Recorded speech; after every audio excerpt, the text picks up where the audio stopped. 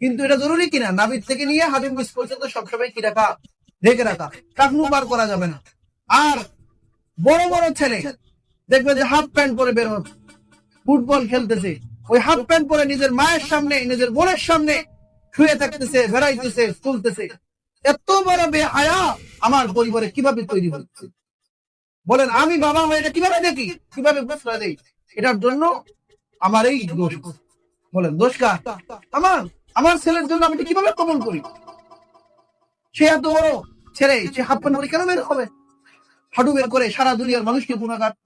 বলেন হাঁটু রান, এটা বের করাও যেরকম গুণা, দেখাও সেরকম গুণা। আলী রাদিয়াল্লাহু নবীজি বলেছেন যে লা তানজুর ইলা ফাকিদ হাইয়িন ওয়া মাইয়িতিন, যে জীবিত মানুষ এবং মৃত্যু মানুষ কারো রানের দিকে তাকাবে না।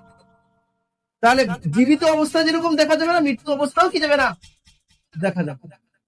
আলা তাআলাম ইন্নাল ফাকিদা আওরাতুন, তুমি কি জানো না যে রান এটা সতর? তো রান যদি সতর হয় তাহলে এটা সে বের করে কিভাবে?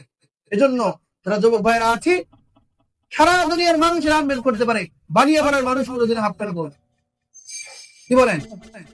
বানিয়াপাড়ার ছেলেরা কি করবে না, হাফ প্যান্ট পরবে না? সারা দুনিয়ার মানুষ কি করতে পারবে?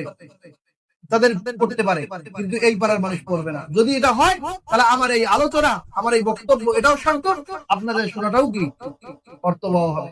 না হলে আমার এই বকা এমনি আমি বকা উল্লাহ বকে যাব, আপনারা শুনে যাবেন, কিন্তু আল্লাহর আযাব আরো কঠিন হবে। এজন্য যে আপনি শুনছে মানেন নাই, শুনছেন মানেন নাই কেন? আল্লাহ তাআলা সেটাই বলছেন, ওয়ালা তাকুনু কাল্লাযীনা ক্বালু সামি'না ওয়া হুম লা ইয়াসমাউন, তোমরা এমন হয়ো না যে ওই সমস্ত লোকদের মতো যারা শুনে, ওহুম লা ইয়াসমাউন, যারা শুনে না, শুনিয়াও শুনেন। বলেন শুনিয়াও শুনে নাই, এমন তোমরা হয়ো না। এমন হলে সমস্যা আছে। আল্লাহ তাআলা আমাদের সকলকে